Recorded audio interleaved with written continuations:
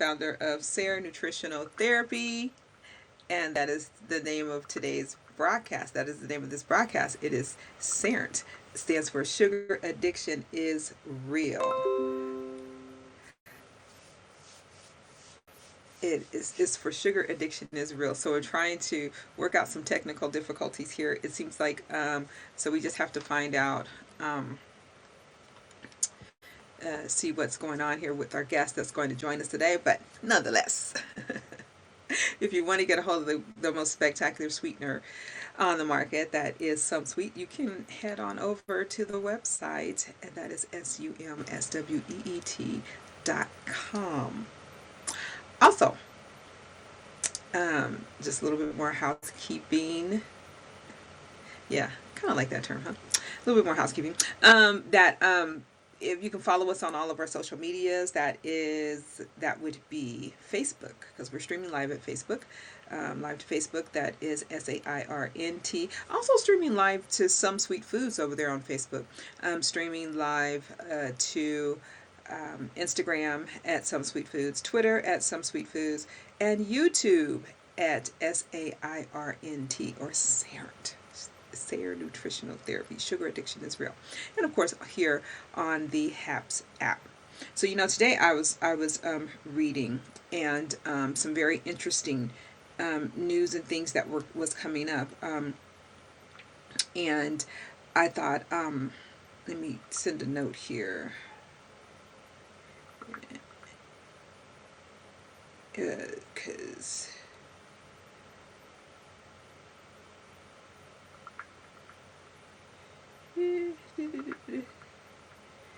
trying to send a note. I am not a text messenger.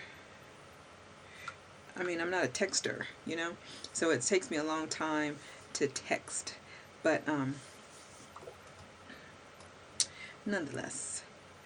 So I was looking at something very interesting today, and it was talking about spinach. And if I can grab that real quick here, so I thought I would share that with you all. So yesterday we were talking about, and it looks like I'm freezing here, so you guys will have to let me know, chat to me and let me know if I'm freezing. But yesterday we were talking about herbs and spices that are that have cadmium, lead, and arsenic in them.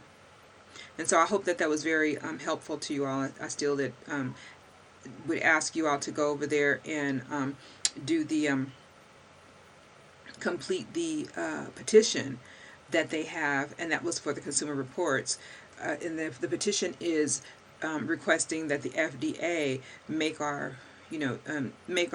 set proper standards for these the herbs and the jarred herbs and spices, for those levels of those, and proper testing standards for those herbs and spices. So let's see. So I would ask you all to go and fill that out. And let's see.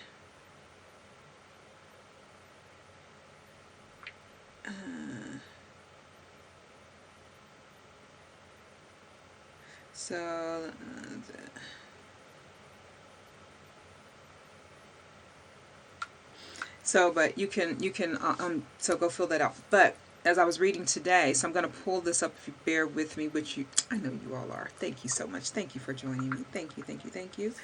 So let's see here. I'm going to pull up the article here that I was reading today, and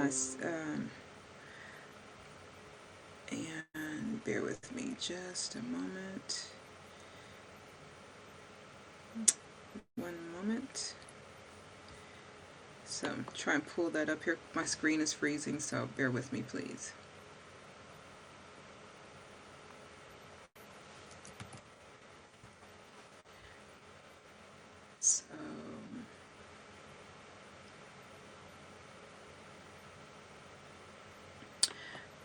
So it's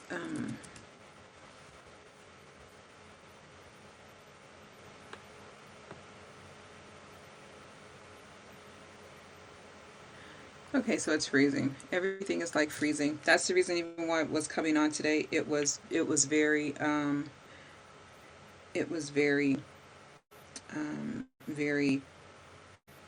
shaky and pausing and stopping on me and stuff. So I was like, that's not going to work. So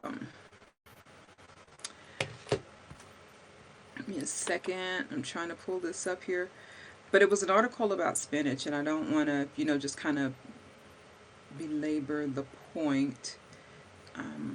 But bear with me if I can get it here. And only reason why I'm doing this is because it's very important that getting this information out to you all and sharing this with you as I read it, because one of the things about it is we're getting a lot of they're finding it seems as though like there's starting to be issues with our food, even with the shortages and all of that, which there was something else that I read about. There were food shortages as well. But so on that article, it was about spinach. So we talk about healthy eating and all of that. And so the article was about spinach. And if I could pull it up, because I really want to share it with you guys. I was thinking to do this on tomorrow, but as we have a delay and we're trying to get everything set up and get our guest into the green room, into the back room, I think I'll go ahead and share a little bit about this today. If I can find it. Oh, let me search my sessions. It was spinach.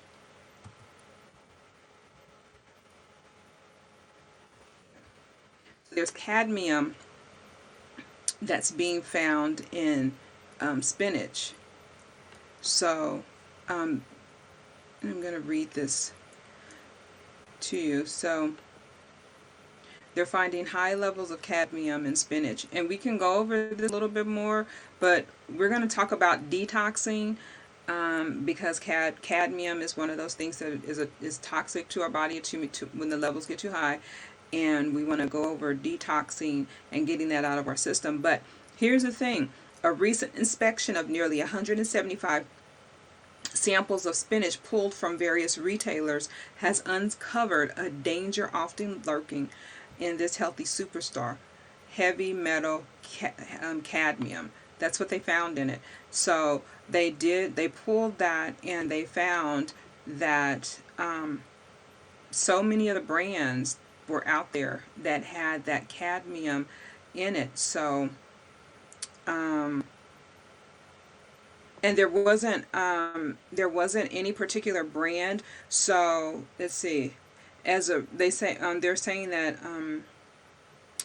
under the Toxic Enforcement Act, with more than 20 companies, including major brands such as Del Monte, General Mills, Chiquita, Safeway, Kroger, Target, Trader Joe's, Sprouts, Whole Foods, Earthbound Farms, Bird's Eye, and Organic Girl, for failing to warn consumers that the spinach products they produce and sell may expose consumers to levels of cadmium above what is the acceptable level. So those were some of the brands that were where where high levels of cadmium were found in, and I'll repeat those. So it's 20 companies, including the major brands such as Del Monte, General Mills, Chiquita, Safeway, Kroger, Target, Trader Joe's, Sprouts, Whole Foods, Earthbound Farms, Bird's Eye, and Organic Girl. Okay, so if you have any of those brands, you want to be careful with those brands. Now I don't know, and I'll do some research to find out how you actually, if there's anything you can do, if the cadmium is on the surface or if it's actually within the food product itself, which I think it would probably be within the food product itself, probably not anything that's really on the surface, but I'm going to continue to do some research on this, and I'll get back to you to bring that story to you with some updates and some more information on what you can do to to detox from the cadmium.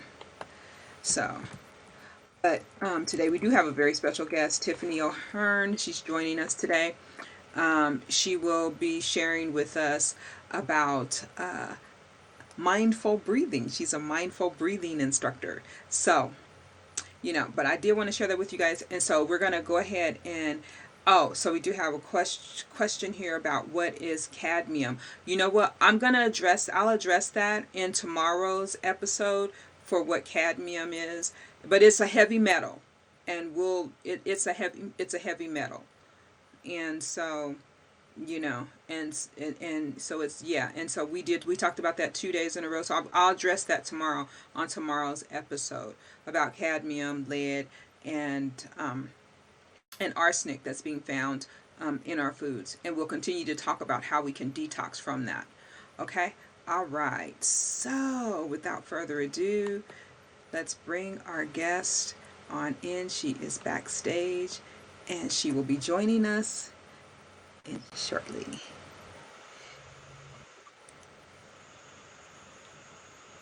Hello.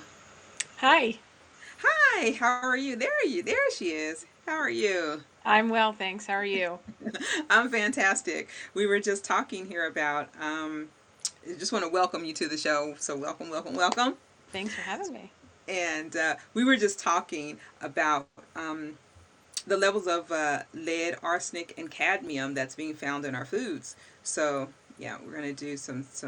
I'm gonna do a show about detoxing from that. But That's that's great. that's not today's topic. You are today's topic. All So right. welcome, everyone. Welcome. This is Tiffany O'Hearn, and she's here to talk with us about her journey and her experience and she's a mindful breathing instructor, and she's going to talk to us about that because I want to learn more how to breathe and relax and get in tune with myself and all of that. So Tiffany, welcome. Thank you for joining us. Thank you so much for having me. I'm really grateful to be here and honored. Thank you so much. Thank you. So, tell us about yourself. We're just going to jump right on in. Tell us Well, here we about go. yourself. Yes. Well, I am currently a functional breathing coach. I was trained through the Oxygen Advantage, so I'm sort of headfirst into, helping as many people as I can really harness the power of their breath. Because, the funny thing about the breath and when I talk about it is you're breathing, I'm breathing, and everyone Yes. here that's listening is breathing. Right. And so it may sound a little counterintuitive if I suggest you could be doing it a little bit sort of better for yourself or more efficiently and things like that. So Hmm. it gets to be an interesting subject on that regard. And, the best thing about the breath and the best way that I can possibly define it to yourself and the listeners here is that, when it comes to our breath, it is the absolute remote control to our nervous system. Hmm. And we have it on us. Okay. And are we using it? Well, I don't know. But perhaps you'll find better ways after we sort of get down into it. But Right. that's really the key takeaway from this is that you have control over Hmm. only yourself. So Right. often we seek control over this, that, and the other thing, right? Our partners, our kids, our, Everything. right? Like Monday, like I don't like Mondays. I wish they would go away, right? Like, Right. no, we can only control ourselves. We can only control ourselves. We can control how we show up, and we can control everything in between that, but nothing more. Right. Right. So your functional breathing instructor, I'll say a mindful breathing. Is it the same thing? Mindful breathing, functional breathing? Oh yeah, I mean, so there's a lot of different breathwork areas out there, and all of them are completely valuable and completely valid. And I'm not discounting any of those, Okay. but I think the difference is between because if you go into say a yoga studio or a yoga space, Hmm. they're going to have you breathe in a certain tempo, in a certain rhythm, the pranayama, et cetera, et cetera. Hmm. But what I think that, or the best way to define this is after you leave the yoga studio or after you leave your meditation or after you whatever, right? Mm-hmm. This is going to continue with you. So it is completely mindful because Okay. when we breathe, it's a very autonomic response. It means we don't have to think about it, but we Right. can. And so I Okay. think that that's the difference. So, yes, of course, it's mindful because when we're becoming mindful, we're simply becoming aware. And so, if you can become aware of your breath once today, Mm-hmm. that's awesome. If Okay. you become aware of it once today, you won't have to think about it tomorrow. You'll already get that one time. So now you just want to do it twice, right? Now it's Right. technically twice because you've thought about it once today and you're going to think about it once tomorrow. And so it just sort of compounds after that because our brains are pretty interesting and we can teach them and learn again through these like neural pathways that we're laying. So it is mindful, it is becoming aware, and it's simply just turning inward. And that's Mm-hmm. also the best way to describe it because how often are we walking around with so many distractions? Right. We're all doing it, right? And through no fault of our own, it's a society, it's what we have our phones, we have everything we need to stimulate us. Okay. But what we're missing through that largely is turning inward. And so when we become aware of the breath, it turns us inward. It turns us into ourselves. And that again is where we have the control. Okay. Okay. So when we are, so what is what? So let's back up a little bit here. Sure. So what was your journey into becoming a functional breathing instructor? So what's your story? The reason why this interested you so much?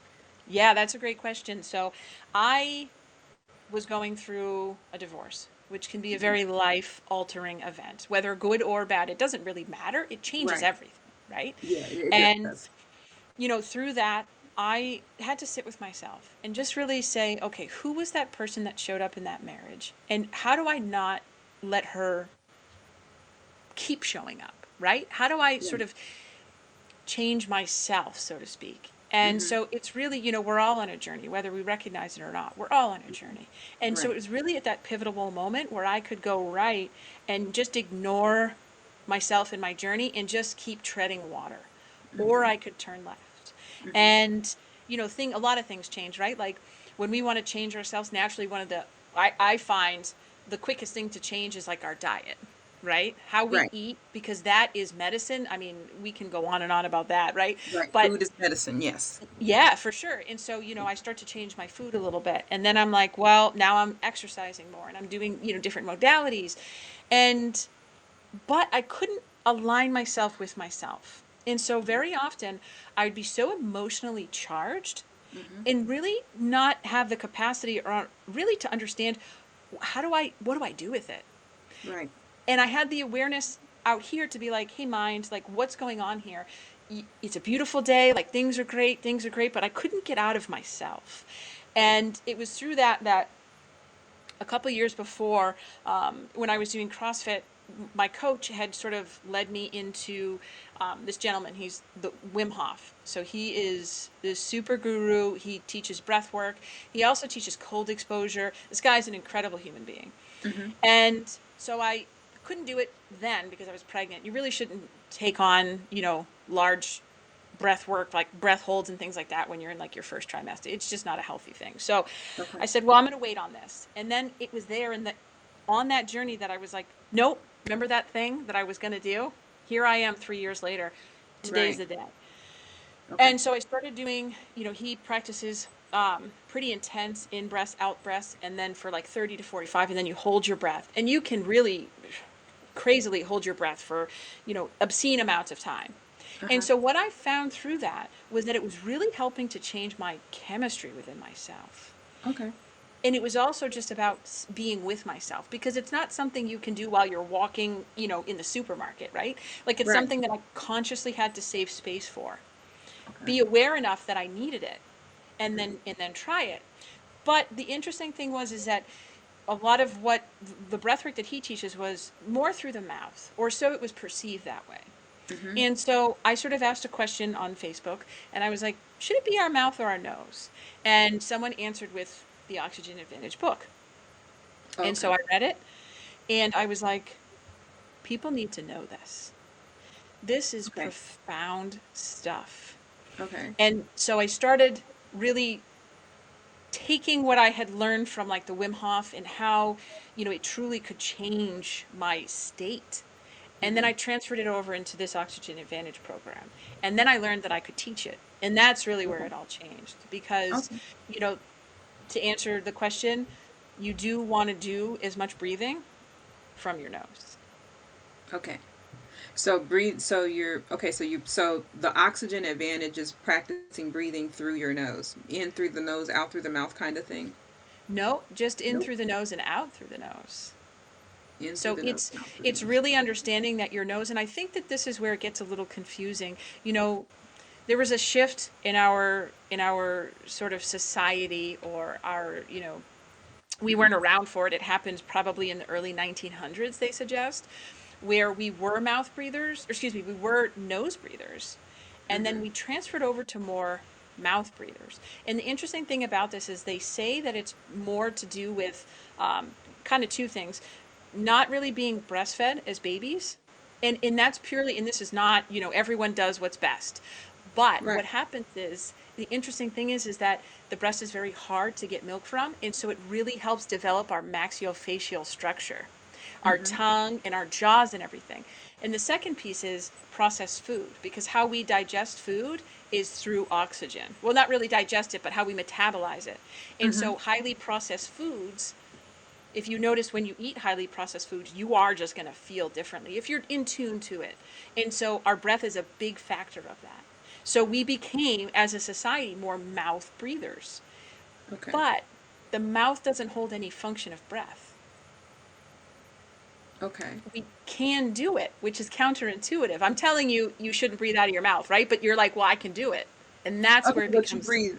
But breathing out through the mouth, right? No. well, No.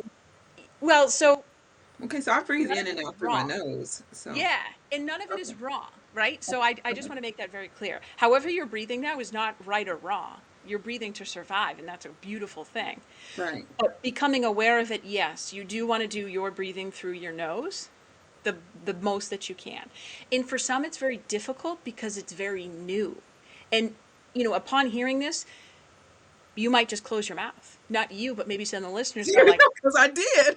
yeah, well, I did see it. But, and then you go, and this is what happens because we don't even realize that we're doing it. So again, there's no Yeah. good or bad, there's no right or wrong here. It's simply just information.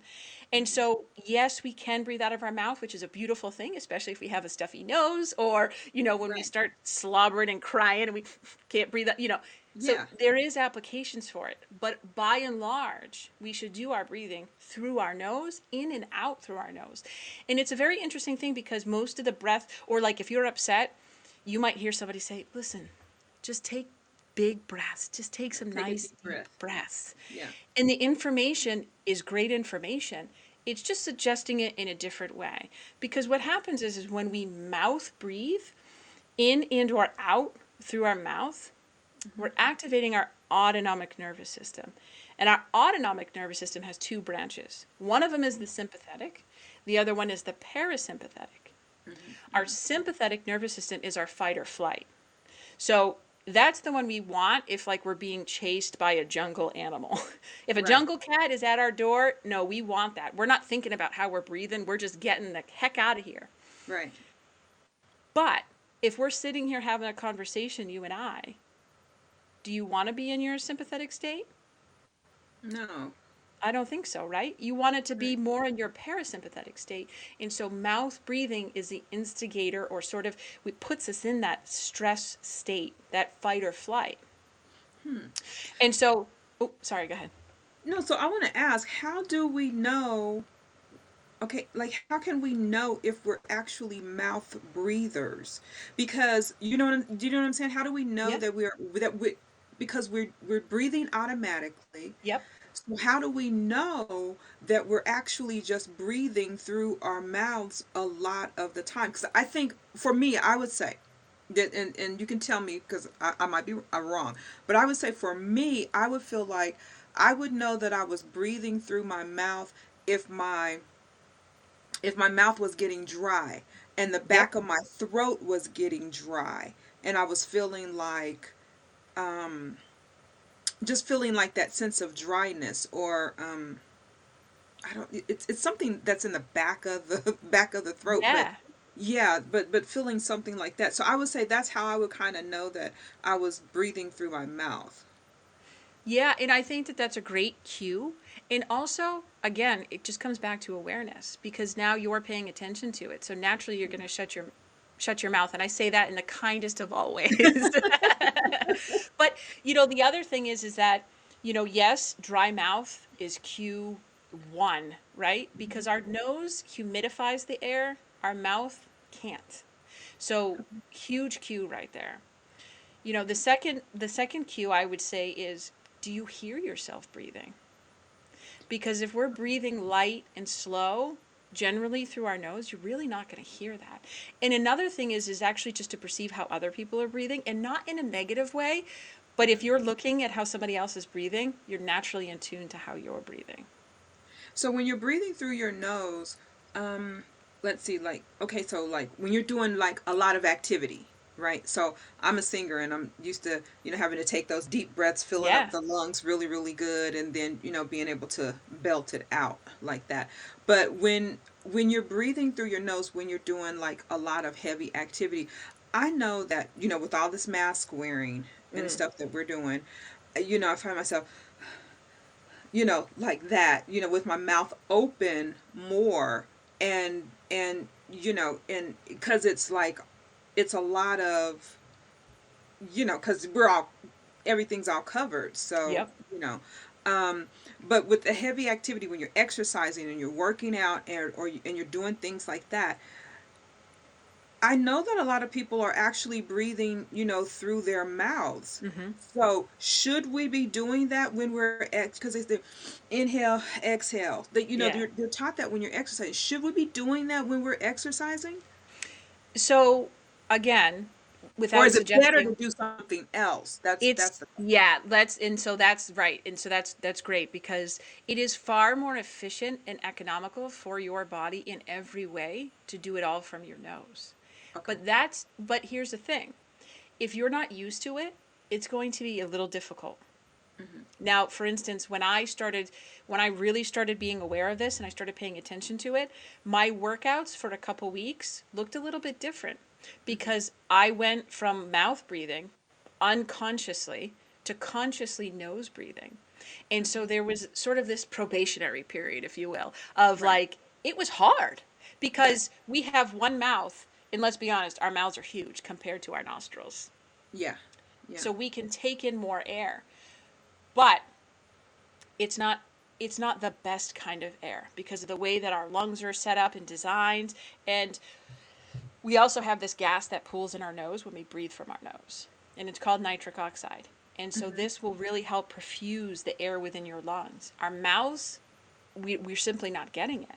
So to Okay. answer your question, if you're going for a walk, if you're listening to this while walking and you perceive your mouth to be open, if you want to just close it and try to breathe through your nose, you might find it to be a little bit more challenging. And that's just because you're not used to it. Because Hmm. again, you're breathing in less air. Also, our nose has a lot of muscles in there. And just like anything else, they can atrophy, right? Okay. So can our diaphragm. So you as a singer, you Hmm. might greatly benefit from this because the more we can use our diaphragm is the largest breathing muscle that we have. Right. And so just for because I can talk about it all day long, but if you don't experience it, Hmm. you might not feel it, right? So Right. if you can, why don't you just put your hand right here on your upper chest, one hand on your upper chest, and one Okay. right underneath your sort of like your breastbone there where your abdomen is, like right at the Okay. top of your abdomen. Okay. And just go ahead and take a couple kind of exaggerated mouth breaths because you will anyway. So just But that always hurts me. the mouth breath. Well, you Yeah. might be doing it a little bit more exaggerated now, but Okay. if you even watch me, right? So I'm doing it and I'm just going to breathe through my mouth. See how my shoulders are going up and down? I'm putting more of my body structure into it, and so it's simply not in alignment. So you Hmm. feel your upper hand moving, right? But you don't really feel your lower. Is that your experience? Yeah. Yeah. Nothing's So going you're on. not using your diaphragm. Now let's do a couple with our nose. Hmm. Oh, cool. You feel that bottom hand expanding? Yeah. Yeah, yeah, yeah. Okay, Okay. so think of your diaphragm like a big balloon. And so as we breathe in through our nose, it inflates, and as we breathe out, it deflates. You know what? It's not as painful because when I breathe with my mouth, when I try and take a deep breath in my with my mouth, it's this heavy like drying. I don't know what to say that it is, but it's this heavy, like it makes me want to cough. Yeah. Well, Yeah. if you think about it, our mouth goes right into our respiratory system, right? Yeah. Like it's right there.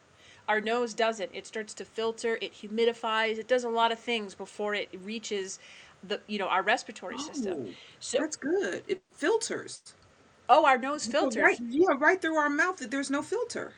Oh, we all know we don't have filters, but this is a completely different type of filter. So let's just say I'm next to you and I'm super rude, and which I'm not. But let's just say we don't have our masks on. I'm like, hey, what's up? I sneeze, and you're Yeah. mouth breathing. Right. You're simply just eating my germs, which is so gross. But I feel like it helps to hit home what I'm trying to say. But if Right. I sneeze and you're breathing through your nose is like, we got you. You know what I mean? It's Okay. already Yeah. starting to work on all the germs that just entered your nose. It's like, Right. no, we're not letting this in. If I sneeze and you breathe it in, it's just hitting the back of your respiratory system. It has no filter. You're just eating germs. And we don't, I Right. Through mean, your look at mouth. today's, we don't Right. want to be doing that. So Right. our nose also acts as a filter. And Okay. so, again, this can be hard when you first are starting or you're first becoming aware of it. When you talked about it sort of being painful almost to breathe from your mouth, right? Yeah. To And take those deep breaths in, it just kind of it, it it feels like I can't fill up my lungs good enough, and it's like you it yeah, and you yeah. can't because it's only just filling up right here. Whereas when you nose breathe, again, that gas. So there's two reasons why we can't perfuse through our lungs. And one of them is if we mouth breathe, if we shallow breathe, because it's only mixing the gases up on our upper lungs. Right up here. So it's Yeah. pressure, putting pressure here. Yep. But if you breathe through your nose, that nitric oxide that I talked about takes away the fact that gravity exists because, right? So it's going to pull it all the way down into our lungs and we're going to be far more efficient with it. The other key point is, and I spent hours and hours in the gym and I worked on my form and I did all these things. But it wasn't until a couple of years ago that I realized I wasn't functionally moving. If you're not functionally breathing, you can't be functionally moving because your diaphragm is what we think of when we talk about our core. Our diaphragm stabilizes our core, our abdomen, our spine, our lower back. Okay. It's a complete stabilizer for our body. So if we're not breathing efficiently or effectively, we're not stabilizing our body either. So again, there's so many different aspects of this. Wow, this is really good. Yeah, that really transcends, just breathe out of your nose. It's so fine. Just do it, right? Like Right. there's practical reasons. And so if we go back to because I had talked about it before again, this autonomic nervous system. Mm-hmm. Now, our breath is is a huge interplay into that, right? So we were talking about the upper chest and the lower chest. So when we're mouth breathing, we are putting ourselves into a fight or flight state, which is a stress response. Right. Again, we want to have that stress response if we're working out because that's an effort. We need that. We want to have that stress response if something really bad is about to happen to us. Right. Right. Like I don't know. Again, I just go back to the jungle cat, right? Like, Right. but other than that, we don't want to exist in our stress response because we're only making it worse for ourselves. So this is what I talk about the remote control of your nervous system because if you're breathing from your mouth, you're at work and you're already stressed out, you spilled your coffee, whatever, and you're just and you're sighing a lot, right? This is all you're just Sighing. offloading. Okay. Yeah, Okay. you're offloading a ton of carbon dioxide. And I'll get back to that. But carbon dioxide is the impetus to breathe. Carbon dioxide is what we want. We don't think that we do, though. So you're already stressed out. Now you get a text message. Who knows what the text message says? Your boss comes in. Who knows what your boss says? And now you're mouth breathing. You're literally making yourself more stressed. So this one little thing that happened, or the 17, are just compounding your stress, and you're only agitating yourself by by mouth breathing. Mm-hmm. Does that make sense? Yeah.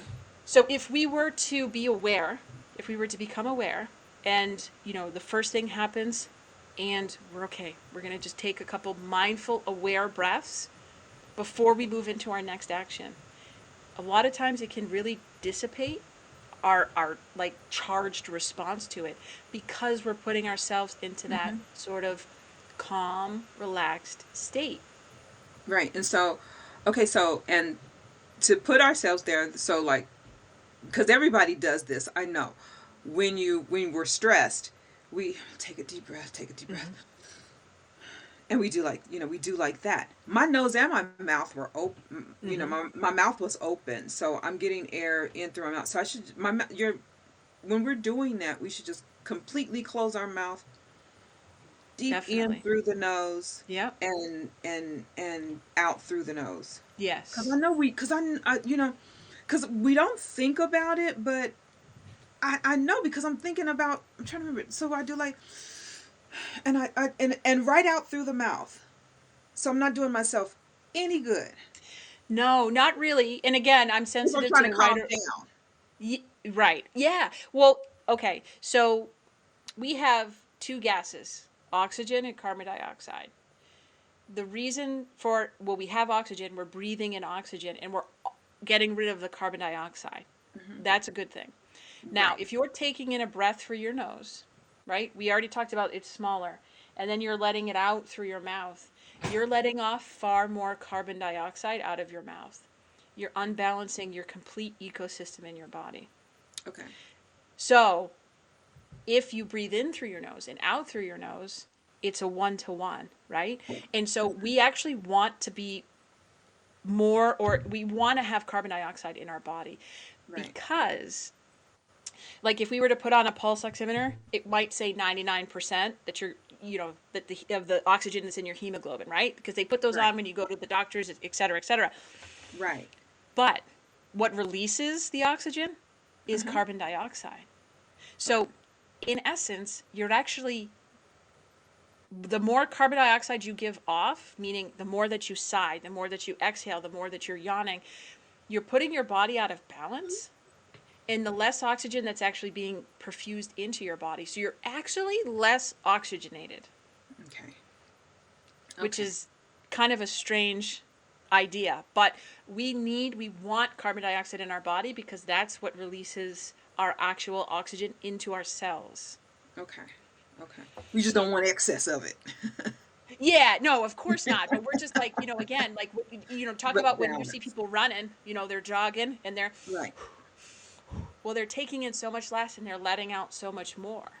Right. It's so inefficient. You can jog farther and faster if you were to just breathe out of your nose. Not at first, because it's hard, because it will Right. feel like an added resistance. But Yeah. the other cool thing about our breath, and what I was talking about, our autonomic nervous system, is we have this really awesome nerve that runs from our brain to the bottom of our belly, and it's called the vagus nerve. Hmm. And it's probably a nerve that we're pretty familiar with now, because everyone's trying to tap into it. And they Hmm. have lots of devices that can tap into your vagus nerve, but so do you. It's Hmm. simply with your breath. Okay.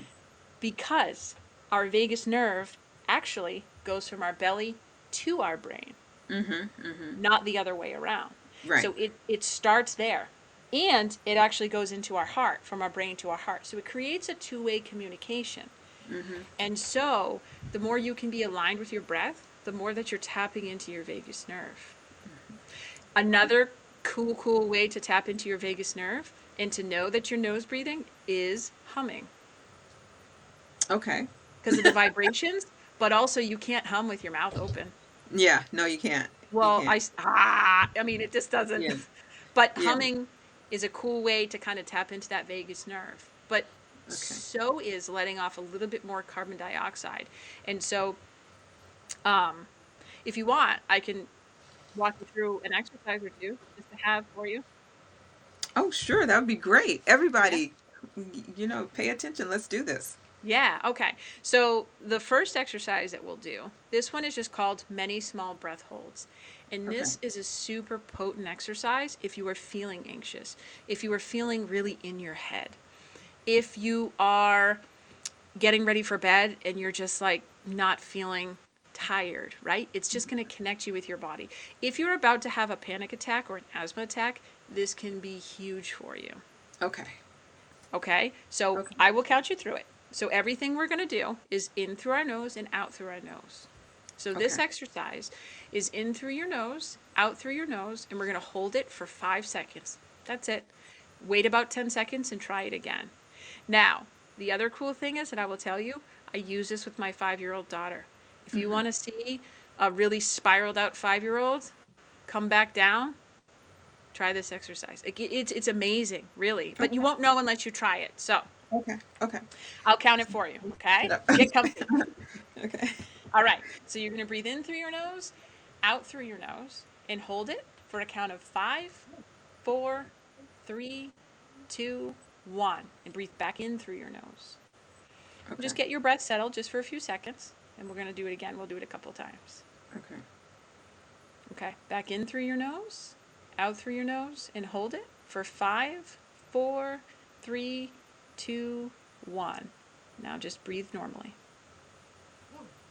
It's kind of hard to go back to normal stuff, normal with when you've been told when you're trying to think about. Mm-hmm. Yeah. Yeah, It's like, it oh, I is, forgot right? how to breathe. Yeah, right, right. It's kind of confusing. All right, Yeah. let's do it one more time, and then I want you to share your experience. So, Okay. in through your nose, out through your nose, and hold it for 5, 4, 3, 2, 1. It is kind of calming. Let me see. Somebody said, "Is that why we is that why Oh, we too breathe in a brave bag when it's breathe hard to in a breathe. bag when it's hard to breathe?" Yes, You know what? Because I yes. used to hyperventilate a lot when I was a kid. I used to Mhm. hyperventilate a lot, and I always And used to have to breathe in the bag.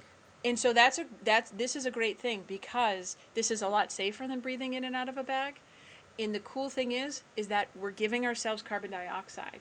The other way to do that is to cup your hands over your mouth and breathe in and out through your mouth. Excuse me, breathe in and out in your hands. That's this. It's kind of like the same effect of a brown paper bag, except for it's a little safer. But we want carbon dioxide. The more carbon dioxide we have, the more oxygen is released. Okay. So let me ask you this, because I mean, so when we are like when we pull go to sleep at night, Mm-hmm. and like sometimes like when I'm really cold, I pull the covers over my head because I know that that's going to trap everything in Yeah. there, you know. So I'm like, hey, we're 98.6 degrees, and that's going to trap that 98.6, you know. So I breathe in through my, you know, I'm breathing and I got the covers over my head and it's getting nice and moist in there. But sometimes it feels like I am about to um suffocate. And that, yeah, and that's just, again, you just have so much, you're just rebreathing carbon dioxide. So you do just need a little bit of oxygen to offset that. Okay. So, I mean, you could do that, but I would just put like a little hole and just stick your head out just so your nose, Just a little bit. Okay, okay. just so your Okay. nose can get, but sleep is another huge area and a huge component of this because if you wake up with a dry mouth throughout the night, you're sleeping with your mouth open. And a lot of people do that because they snore in their sleep, Yep. so they're sleeping. But can you get to the place where you practice this so much that you can actually train yourself so that when you're sleeping, or do you just completely lose it when you're sleeping? That is a great question. So, can you train yourself? Yes. But the easiest way to do this, and this is going to sound so just off the wall, but stick with me, is to tape your mouth shut. Oh, It okay. That for real. I mean, it does sound it's laughable. It It's sounds crazy, but it actually makes sense because it will force you to do what you want to do. that, that's right. And so, like for instance, my partner um, was having bouts of sleep apnea. I'm like, listen, you got to get tested. You're having sleep apnea. I'd been Right. taping my mouth, not really into it, not really into it. They called and said, yeah, you can do the sleep apnea test. It's $500. Oh, Right. okay, I'll try the tape. Right. So she tried the tape. No more sleep apnea because there's two kinds of sleep apnea. One of them is more of just like a malfunction, not a malfunction, but either your jaw will slip down or your tongue will slip back. And it creates like so much air trying to get through it. Like it's like a collapsible straw. Right. But if you're not breathing through your mouth, it can't happen. Now, Right. the sleep apnea companies don't want you to know about that. Why would they? They don't want to, right? But and that's the interesting thing. People who snore, you can't snore. Yes, you can snore through your nose because you're just trying to get too much air through it. But if you try to snore with your mouth closed, it's very difficult.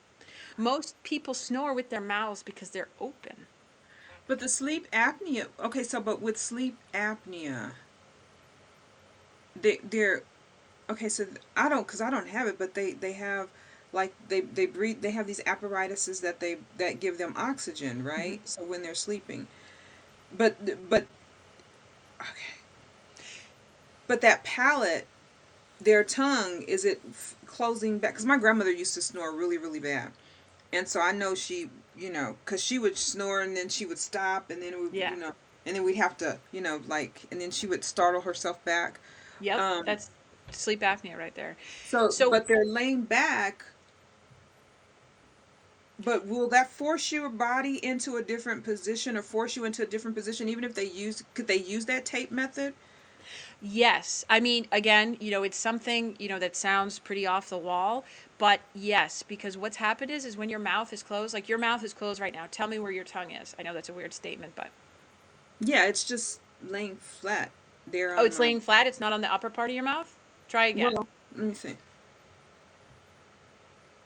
Well, it's, I can't really tell because it just seems like it's just sitting there. Yeah, it's just such a weird Yeah, question, right? Where's your yeah. tongue? So it should be sort of about a quarter back from your teeth, from your top front teeth, but it should be resting on the top of your jaw. Maybe it is. Yeah, It it probably is. is. It's just a It weird is. question, Yeah, it right? is because I feel the tip of my tongue. Yeah, at the top. Yeah, yeah, it So if our is. mouth's open, where's our tongue? It's like on the bottom. So Yeah, if you think about that, when you're yeah. Okay. sleeping, it's so easy for your tongue to slip back and block your airway. Uh huh. And so if your mouth is closed, your tongue is going to rest appropriately on the top of your jaw, right? That's where it should be resting. And so it can help not have these bouts of sleep apnea. It can Okay. help you actually sleep better too. Because when we are mouth breathing, we're putting ourselves again in that sympathetic state. So we're agitating our minds throughout the night. We don't even realize it. Okay. But sleeping with your mouth closed and breathing through your nose throughout the entire evening, Mm-hmm. it can be a huge change in your life. Because if we talk about how we breathe through the day is proportionate to how we breathe at night. How we breathe at night is proportionate to how we breathe during the day. Okay. All of that feeds into our emotions and our sleep. It's one cyclical wheel. And Right. so they have mouth tape that you can just purchase. And even if you didn't want to try it at night, just try it while you're on the computer. Because a lot of times we'll just be so engrossed in what we're doing, we don't even realize that we're mouth breathing. We won't Right. even realize it. But put on the tape and you sure will realize when you're like, and you Right. can't, right? So it's just, there's so many different ways to try to, just try a different way. Because, but here's the thing, nobody's ever told you it was wrong. Or I shouldn't say wrong again, but nobody has ever said, hey, we probably shouldn't be doing this. Let's try a different way. And it's so Right. silly because why aren't we? Why aren't we talking about this more? It's 2021. We're so behind. Yeah, I mean, we just go, hey, we just breathe. Like, I know it's like, oh, I know how to breathe. We Yeah. do it. We do it on, but yeah, I mean, I just know from singing that there is a proper way to breathe to sing. Hmm. So I know that from singing, and but I didn't think about there's a proper way to breathe for the rest of everything else that it is that you do. I know that if I was an athlete, I would want to have a proper, I would want to have a technique for breathing that would, help me to run farther, Hmm. faster, to have to maintain my stamina, all of that.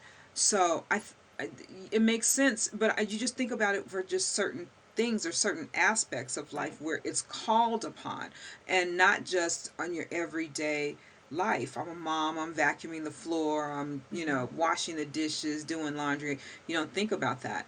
I mean, this has really been phenomenal.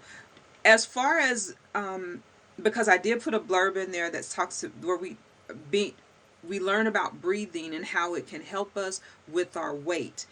And I want to make sure that people understand that aspect of mindful breathing, how it can help us to make healthier choices and things like that, or functional breathing, how it can help us to make healthier choices. Because one of the things that you said is that when we're breathing through our mouths, that's a stressful state.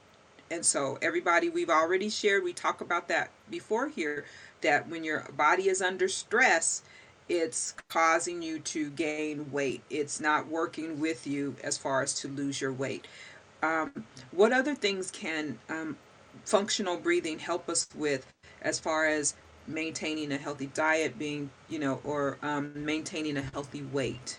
Yeah, that's such a great question, and I really love that because, you know, first of all, I feel like when we start looking inward, that's where we start to really kind of change some habits and right, like if you're mindfully aware, then you can honor whatever, I don't want to say bad habit, but let's just say it's a Friday night, you're just feeling like you're going to sit down and have a bag of chips and watch a movie. Cool. Honor it and move on. When we're in that space of guilt and shame, we can't do that, right? And Right. so simply just honoring it and becoming aware. And this is my greatest word in the entire universe, is just becoming aware. And so when we're going to start focusing on something like our breath, it is going to transcend through other areas of our life, right? And breath is powerful in how we metabolize food, and how we lose weight is through our breath. Like if we've ever thought about where it goes, right? Like, oh, I just lose it. I don't know where it went. I don't really care, but it Yeah. happens through our breath too. And so also if we're stress eating, perhaps if you spent a few minutes just becoming consciously aware of your breath and spending some time inward, you could mitigate the fact that you want to go do these behaviors to satisfy something that you can satisfy yourself. Right. Okay. You know what Okay. I mean? Uh-huh. And just becoming more active. I mean, when I say active, I'm just talking about movement. It doesn't have to be any particular modality, right? But if we can start to do that with our mouths closed, things will change for you, including how your weight and how you digest and things like that. And, to be perfectly honest, another really important piece that I have to sort of give is this. We all know from a mindful place or whatever, that we probably shouldn't eat so close to bed, right? Right. Well, think about it this way. If we eat close to bed, what happens is our body is pretty awesome, and it's going to do things without our awareness or say so. So if we eat and we go to bed, our body's not prioritizing sleep, it's prioritizing digestion. Right. And if our body's prioritizing digestion, it means we're not sleeping good. And if anybody has a wearable of any kind, something that is a huge component of stress and such is our heart rate variability. And so it literally is kind of telling us how our autonomic state is doing. And so, like, I track my sleep through the Aura Ring.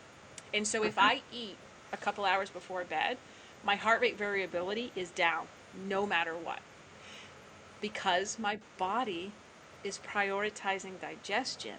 And so even that can be a huge cue to losing weight.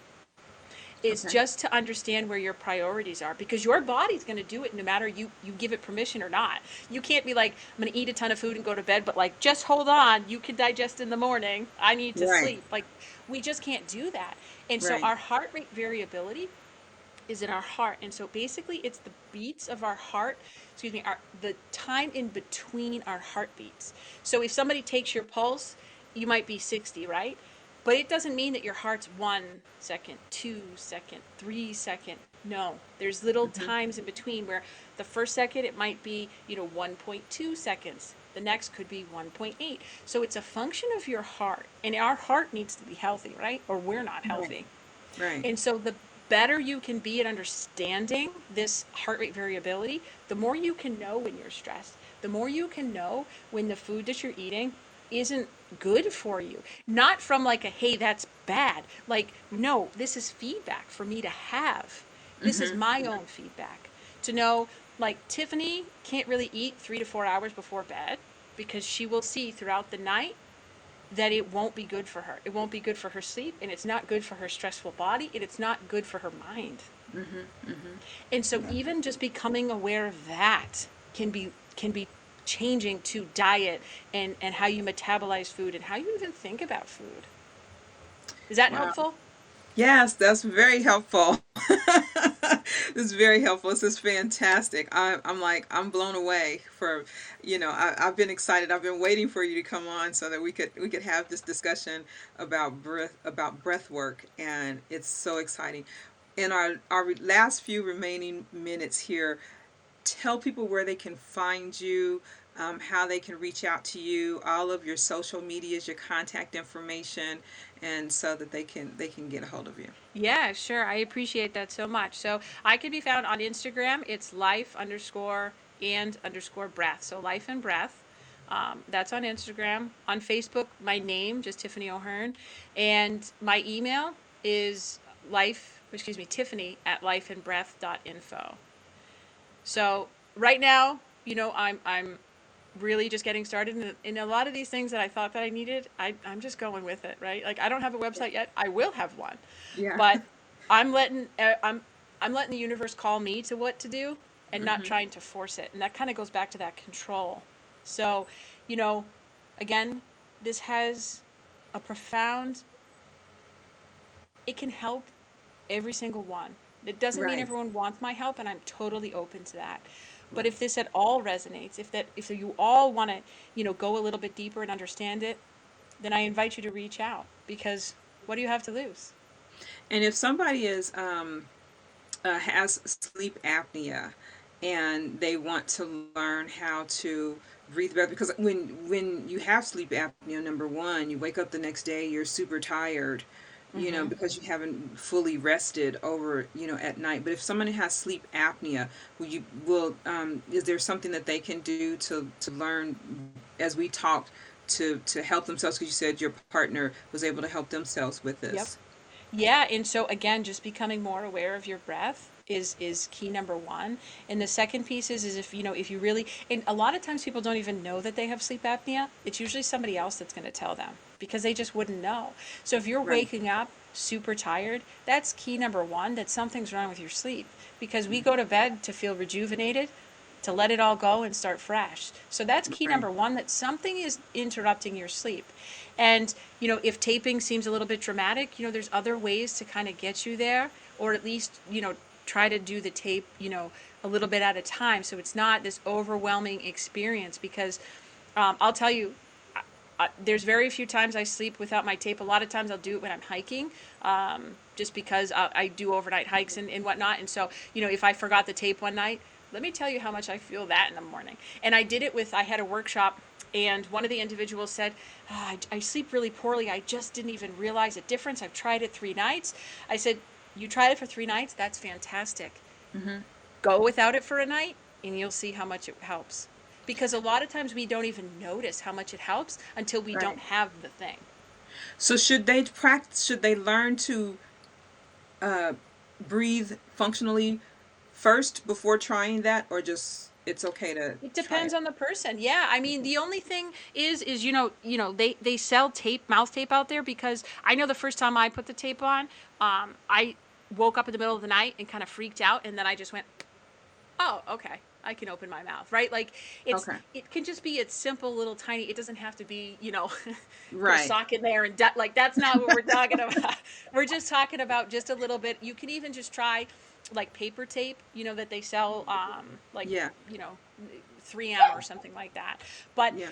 it can even just be valuable for you to just sit at your computer if no one's around because it can be a little sure embarrassing. I like to paint lips on mine. No, I'm just kidding.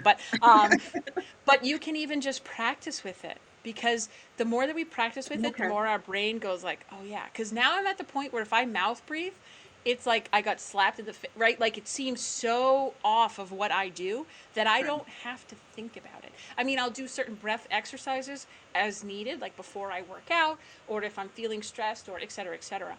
Mm-hmm. By and large, I never have to think about if I'm breathing out of my nose because I already did that work. Okay. Fantastic. Well, this has been so enlightening.